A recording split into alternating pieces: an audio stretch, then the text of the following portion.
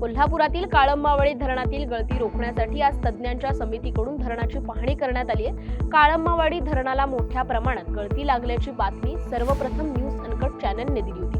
त्यानंतर हिवाळी अधिवेशनात सुद्धा हा मुद्दा गाजला होता। त्यामुळे आता धरणाची गळती काढण्याच्या कामाला वेग येताना दिसतोय।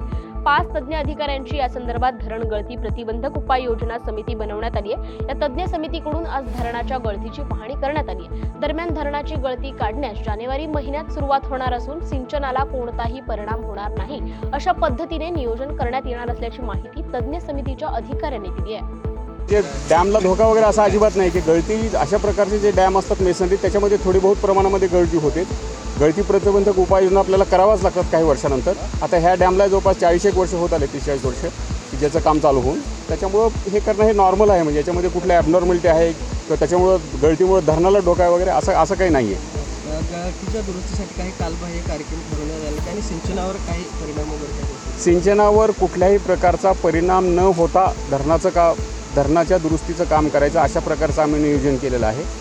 आणि आता जसं उपलब्ध होईल पाणी, म्हणजे आपल्याला जो भाग धरणाचं पाणी जितकं खाली जाईल तेवढाच भाग उपलब्ध होणार, तर त्यानुसारच हे काम पूर्ण करण्यात येणार आहे। आणि याच्यामध्ये हे काम तात्काळ पूर्ण करण्यापेक्षा सिंचनावर परिणाम न होऊ देता कसं काम पूर्ण करता येईल असंच आमचं नियोजन असणार आहे।